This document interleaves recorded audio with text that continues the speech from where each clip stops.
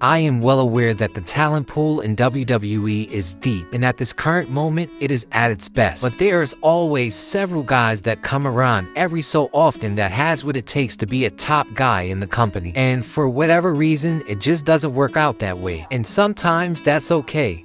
But for Samoa Joe, that was not okay. There are some who have what it takes, and there are some who have all that it takes. And Joe is that guy, a generational talent, an Indies legend. There is nothing that this man lacked at the highest level. It is absolutely ludicrous that the WWE misutilized such a talent like Samoa Joe. And for those of you who may not know or are unaware of how talented Samoa Joe is, when you look at a guy like AJ Styles, who relatively came up the same way Samoa Joe did, Samoa Joe is of that ilk of talent. He has been in the ring with some of the best ever, including AJ Styles, CM Punk, Bryan Danielson, and Kurt Angle, just to name a few, and he more than held his own. He shined bright in those outings, putting on absolute clinics. When Joe was amongst those guys, there was no way that you would take a look at him in that ring and listen to him on the mic and not say that he would be a future main eventer for the WWE someday. CM Punk, Bryan Danielson,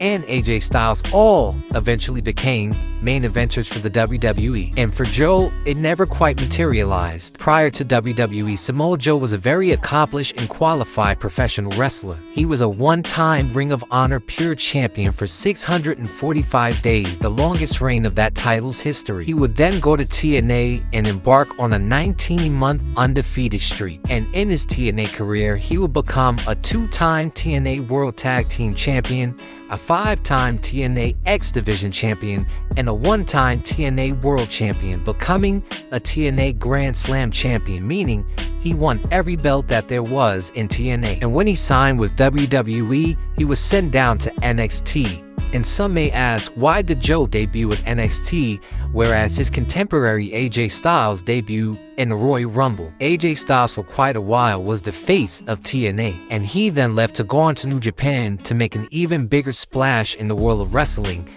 and soon after became a free agent, and he was the hottest free agent in the world at the time of his signing with WWE. While Joe, on the other hand, had been dealt the bitter end of the stick by TNA's creative. Early in Joe's TNA career, he was a hot star, and he had won TNA's world title back in 2008. And right after that, slowly but surely, was the downward spiral of Samoa Joe in TNA. After he lost the world title, he would never win it again in his TNA career. He became a higher mid-carder for the remainder of his stint in TNA. So when he became a free agent in 2015, you can understand why the buzz wasn't so big for Samoa Joe at the time. Unlike AJ Styles, Samoa Joe didn't go to New Japan to make a big splash and even go out on a high note. Just before Joe left TNA, he was living in mediocrity, so he wasn't viewed as a huge deal to the WWE upon signing him. But Joe arrived at the right time in NXT, because at that time NXT was hot. He had only spent 2 years in NXT, and during that period he became a 2-time NXT champion. His most notable work during his time in NXT was with Finn Balor and Shinsuke Nakamura, and in 2017 he would make his main roster debut to the Raw brand, and within 5 months he was the #1 contender for the Universal Championship, after defeating Finn Balor, Roman Reigns, Seth Rollins, and Bray Wyatt at Extreme Rules in an Extreme Rules match. And he was set to face Brock Lesnar at the following pay-per-view, Great Balls of Fire. At the time, I really didn't believe that Samoa Joe should beat Brock Lesnar, but in retrospect, he should have beaten Brock Lesnar for that title. In a way, WWE was building Samoa Joe up as Brock Lesnar's kryptonite. Week in and week out during this program, Samoa Joe was showing how menacing he can get, and each and every week on that mic, he was delivering. You ain't gonna get under my skin, all right? I know where you're coming from. Hell, I did the same damn thing when I beat The Rock, John Cena, Triple H. The list goes on, Joe. I understand what you're trying to do. I understand what you're trying to do. You're gonna drop names, right? You're gonna drop names. All these people you've beaten. I've been choking out the best for 20 years. Daniel Bryan, I did him. AJ Styles, I did him. Wow. Roman Reigns, I did him. Seth Rollins, I did him. And Brock, I'm doing you next. Really do. See, you know what's so funny? You guys are real smug and real silly when I'm No. Yeah, real confident. Oh, Hey, your advocate, he talks real big when I'm not around, but when I show up, it's a very different tune. So I'll tell you what, boys, why are we playing around? Why are we doing this? Why are we doing this face to face? I say. And before him and Brock Lesnar had even had an encounter, this man had already choked out Paul Heyman to send a message to Brock Lesnar. Oh my God! Joe's got Paul Heyman in the coquina clutch! You heard Joe say he wants Heyman to take a message back to Lesnar. This is Brock's future. This man will constantly remind Brock Lesnar that he's going to choke him out and put him to sleep to win the title. And every time him and Brock had a physical altercation, he got the better of Brock. And obviously Brock Lesnar was going to be victorious in their match. And not just because Samoa Joe had him looking up at the lights week after week, but because Brock Lesnar was overpowered at this point. And Brock would go on to be victorious in the 10-minute match that Brock didn't really try to give too much in. And the following night on Raw, Joe would continue to spit fire on that mic. Sooner than later, I'm putting your to sleep. Hey, you know in your heart of hearts, if you're really honest with yourself, you didn't beat me last night, you escaped me. You'll never see Brock Lesnar in a title match again! Mark my words! Never! You're done! You're finished! You see that? You see that? That's your advocate. Hey, you need to listen to your advocate. He's protecting you from me. Because in his heart, deep down, at the bottom of his soul, he knows I'm the one. I'm the man. Hey, you look at me when I'm talking to you, or we can straighten this out right now.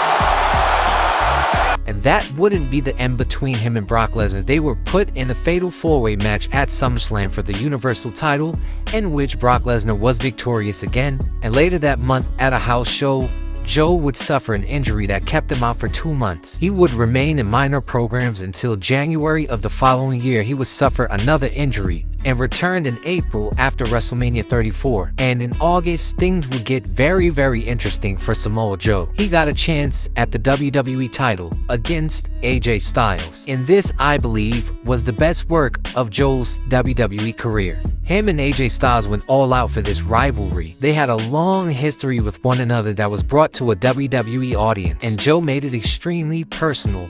While he expressed how much he respected AJ Styles and how much prestige AJ had brought to the WWE title, he also stated that AJ is never home to hug his daughter, and he really doesn't spend much time with his family. And this was the start of Samoa Joe trying to psychologically break AJ Styles. And in their match at SummerSlam, he succeeded. Joe and AJ were having a hell of a match until Joe took it upon himself to address AJ's wife and daughter in the crowd. And this is what he said. Daddy was coming home. It looks like he's not, but I'll be your new daddy.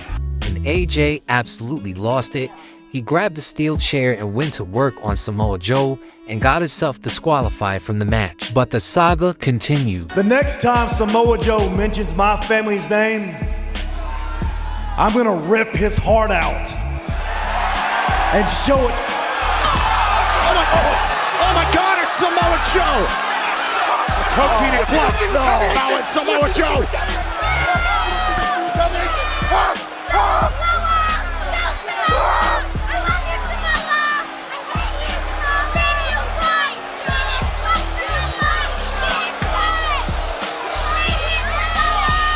Somebody's got to get out here and get this under control. Leave it up to Samoa Joe to ambush AJ Styles again. Come here. Oh, Wendy!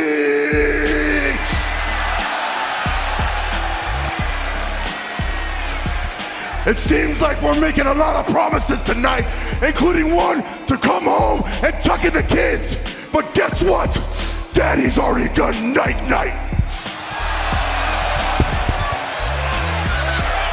Joe would continue to get in AJ's head leading up to their match at Hell in a Cell. And their match at Hell in a Cell would end in controversy, with Joe putting AJ Styles in the coquina clutch and AJ Styles rolling him over for a pin and getting the 3 count, and Joe was absolutely irate, explaining to the ref that AJ had tapped out, but nobody was trying to hear him out until we seen the replay. Clear as day, AJ had tapped out. To that point, AJ Styles had not gotten a clean victory over Samoa Joe in the WWE. WWE showed a lot of respect to Samoa Joe, booking him as a legitimate threat to AJ Styles' WWE title reign. And a WWE title reign of his own would never come, as the following pay-per-view AJ Styles would get the clean victory over Samoa Joe. History had repeated itself. AJ Styles was once again the face of another company, and Samoa Joe was just a guy whose talents wasn't getting properly utilized. Joe's first title run would come on a March 5th episode of SmackDown Live in 2019, where he defeated R-Truth, Andrade, and Rey Mysterio to become the United States Champion. And when he pinned Andrade to win that title, that crowd absolutely erupted with a bunch of Joe chants. Joe had been over with the crowd for some time, and he had finally become a champion on the main roster, and he would hold the title all the way up until May 2019, where he lost to Rey Mysterio at Money in the Bank. But on the June 3rd episode of Raw, Rey Mysterio would have to relinquish the United States title due to injury, and he would hand it over to Samoa Joe. And later that month, Joe would go on to lose it to Ricochet at Stomping Grounds. Joe had officially become a mid-carder. Joe would go on to become a successful title defense not once but twice for the WWE champion at the time, Kofi Kingston. And following this, injuries would constantly plague Samoa Joe, and he wouldn't be a consistent part of the program. And in the year 2020, he was relegated to a commentary role, replacing Jerry Lawler. Until April 12th of 2021, he was replaced by Corey Graves, and 3 days later released by WWE. He would be rehired by Triple H in June of 2021, and he would make his return, but to NXT. And in 2 months' time, he would become the NXT champion for a 3rd time after defeating Karrion Kross. And that would be his only match during his return, and he had to relinquish the NXT title due to the virus. After recovering from the virus, he was relegated to a backstage trainer position, and by January 6, 2022, he was released by WWE for the 2nd and final time. I would be remiss not to say that Joe had struggled with untimely injuries throughout his time with WWE, but at the time of some of his best work, including AJ Styles and Brock Lesnar, that wasn't an issue, and I think WWE should have capitalized on that moment with AJ Styles or Brock Lesnar and made Joe a made guy in WWE. And I hate to hinder Jinder, but he is nowhere near the talent of Samoa Joe, and he was made a made guy by WWE before many other talented superstars, let alone just Joe. There were a variety of different reasons why Joe wasn't made a made guy, and the number one reason is no longer with the WWE and won't longer be talked about in the WWE. Unfortunately, too little too late. Joe is currently the AEW World Champion, and although the AEW Championship may not be as prestigious as the one he was chasing prior, the WWE Championship, for the first time in a long time, he is the main champion for a wrestling company. And not just any company, the 2nd best wrestling company in the world. And that, my friends, is no small feat.